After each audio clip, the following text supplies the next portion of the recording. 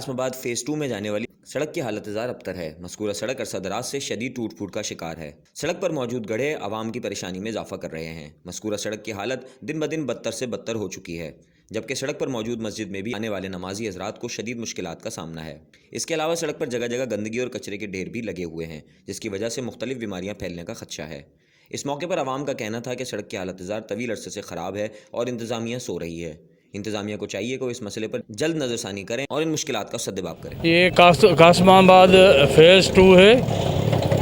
ये तकरीबन 6 माह से 1 साल तक ये जो है अभी रिपेयर हो रही है और पूरा रास्ता जो है आप देख रहे हैं कि गंद और कचरे से भरा हुआ है। कोई यहाँ दाद फरियाद नहीं होती, सब अपने में लगे हुए होते हैं। तो यहाँ से गुज़रने में ख़वातीन हैं, मर्द हैं, वो उनको बहुत परेशानी, हमें भी परेशानी होती है यहाँ गुज़रने में।